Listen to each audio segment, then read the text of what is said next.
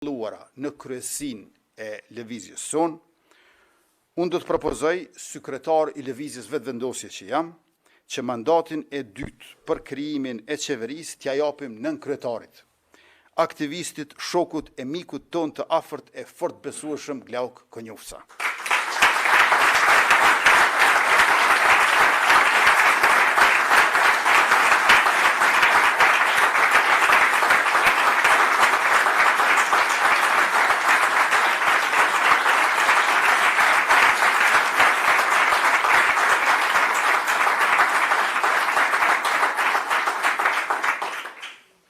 Këtë propozim e bëj për shkak të vlerësimit e besimit të madh që kam dhe që kemi të gjithë ne bashkë të Glauku, por edhe për shkak që të mos bëhen dy herë zgjedhje, edhe në dhjetor edhe në prill.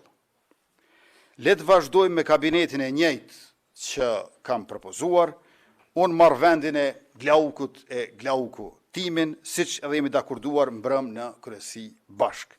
Le të votohet më pas buxheti i shtetit e buxhetet komunale, le të votohet plani i rritjes së bashkimit evropian për fonde të vlefshme, le të bëhen disa punë të domosdoshme e pastaj shkojmë në zgjedhje. Ja pra, po ja japim mundësinë opozitës që t'ja kursej vendit dy palë zgjedhje, sepse mjafton një herë në prill, kur paraqitet çështja e presidentes. Ne do të shkojmë përpara me tentimin e dytë, me mandatarin e dytë, Glauk Konjufsën, me qeverinë e njëjtë, me dëshirën më të mirë për shtetin e për vendin, për popullin e për të gjithë qytetarët pa dallim. Shpresoj të mos e keq përdorin dhe të mos e humbin edhe këtë mundësi. Ne si vetëvendosje jemi gati për zgjedhje sot. Jemi gati edhe në dhjetor, në muajin e ardhshëm. Jemi edhe më shumë gati në prill, në vitin e ardhshëm. Por po e japim këtë mundësi si zgjidhje për këtë blokim të kotë, të shkaktuar nga kokëforcia e inati, nga kalkulimet e gabuara, blokim që po bëhet i dëmshëm, jo për lëvizjen vetëvendosje, po për Republikën e Kosovës. Opozitarëve ju themi, ju lutem, mos u betononi në pozitën e bllokuesit. Ja ku e keni shansin. Mos e lini që të ikë edhe ky shans Kosovës son të përbashkët. Të dashur aktivist, në 2 dekada aktivizmi masiv e intenziv në lëvizjen vetëvendosje, Glauk Konjufsa na ka mësuar se ndërtimi i shteteve të zhvilluara ka qenë rezultati i një reflektimi afatgjatë. Forca e shteteve qëndron në thellësinë e themeleve të tyre. Drejtësia e themeleve përcaktohej nga bashkërendimi i dritës së mendjes me regjistrimin e përvojave. Shtetet e fuqishme janë ndërtuar mbi filozofi të forta. Shtetet e Bashkuara të Amerikës u ndërtuan nga ata që jo vetëm morën me vete filozofinë e Humit të Lockeut, por ishin edhe vetë filozof, të kalibrit të madh si Paine, Jefferson, Adams e të tjerë, siç qëndrojnë në themel të Francës, Descartes, Voltaire, Rousseau, apo të Gjermanisë, Kanti, Hegeli e të tjerë. Mes filozofive të forta, filozofia më e fortë është filozofia e lirisë. Glauku nuk është filozof vetëm me formim universitar, por është dy fish i ndërtuar. Mishërim i filozofisë së lirisë si aktivist politik dhe i studiuesit të filozofisë si politikan shteti. Simpatizant i Hegelit, edhe ashtu siç e kuptonte ky lirin, Glauku është angazhuar gjithmonë për ndërtimin e realitetit të Kosovës sipas konceptit. Për ndërtimin e shtetit sipas konceptit shtet, si popull, territor dhe sovranitet, teksa shikonte se po na ikte territori, popullsia dhe sovraniteti dhe angazhohej bashkë me gjithë neve për t'i mbrojtur këto.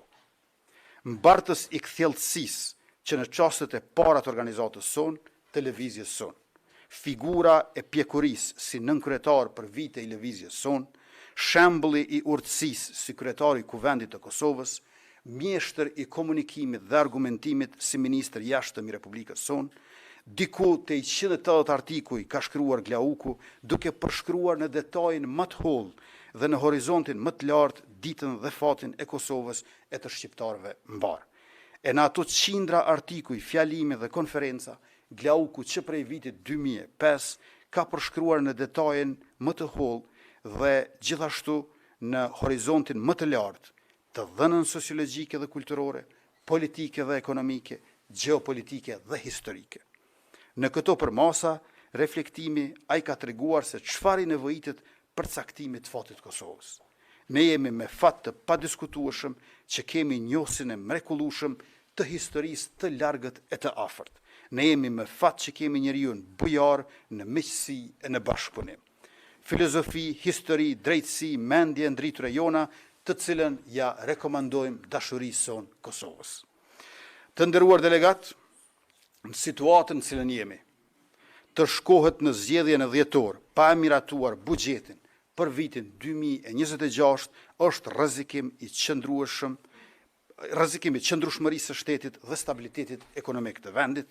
Janë, ju e dini, 85.000 shërbyes publik që marrin paga nga buxheti, janë 300.000 pensionistë gjithsej që marrin pensione nga buxheti, janë 400.000 fëmijë që marrin shtesa nga buxheti, janë 10 mijëra fermer e mijëra biznese që marrin subvencione nga shteti. Vendi nuk duhet të shkojë në zgjedhje pa buxhet të miratuar në kuvend. Aq më pak kur qysh në fillim të vitit ardhshëm e kemi të pasgjidhur edhe çështjen e zgjedhjes, përkatësisht rizgjedhjes së presidentes. Nëse kjo sfidë nuk arrihet të tejkalohet brenda afatit kushtetues, vendi duhet të shkojë përsëri në zgjedhje të reja. Por pa buxhet të miratuar, nuk do të mund të mbashin as zgjedhjet. Kësaj vendi do të futej në një situatë pa precedent nga e cila askush nuk e din se si mund të dilet. Do të ishte pa përgjegjësi e thellë të shkohet në zgjedhje pa buxhet të miratuar. Argumentimi i opozitës për mos miratim të buxhetit që ne kemi proceduar në kuvend është se nuk duan të trajtojnë buxhetin e një qeverie në detyrë. Ky argument bëhet i paqëndrueshëm përballë faktit se në vitin 2020 ne si lëvizje e patëm votuar buxhetin anëse ishte dorëzuar nga qeveria në detyrë e udhëhequr nga Abdullah Hoti vetëm që të mos rrezikohej stabiliteti ekonomik i vendit. Një mirëkuptim i tillë që vendos interesin shtetëror para mlefeve e inateve e interesave partijake, ashtu siç bëm ne në vitin 2020, aktualisht po i mungon opozitës. Prandaj caktimi i mandatarit të dytë në këto rrethona bëhet domosdoshmëri. Nëse ajo çfarë duhet për miratim të buxhetit, që nga që buxheti dorëzohet nga një qeveri fuqiplot, atëherë le ta votoj opozita një qeveri të udhëhequr nga Glauku, e cila e dorëzon buxhetin për miratim në kuvend të Republikës. E me këtë evitojmë edhe mbajtjen e dy parë zgjedhjeve brenda pak muajsh. Në vend se të paguajmë miliona euro për një palë zgjedhje më tepër sa që duhet, ato para mund të shfrytëzojmë në të mirë të qytetarëve. Pra, ky veprim i yni për mandatarin e dytë është në funksion edhe të miratimit buxhetit, i cili siguron pagat, pensionet dhe vazhdimsinë e pagesave që mbështesin ekonominë e vendit, si dhe eviton shkuarjen në dy palë zgjedhje njëra pas tjetrës në kohë shumë të shkurtër. Me këtë veprim, ne si lëvizje vetëvendosje edhe një herë tregojmë se interesi i shtetit për ne vjen në rend të parë secilën herë çdo herë. Ju falemnderit shumë për vëmendjen dhe më lejoni që të kërkoj miratimin e Këshillit Përgjithshëm të lëvizjes vetëvendosje për ta dërguar emrin e Glauku Konjufsës te presidentja e Republikës Vjosa Osmani për tentimin e dytë për formimin e qeverisë së Republikës Kosovës. Faleminderit edhe një herë.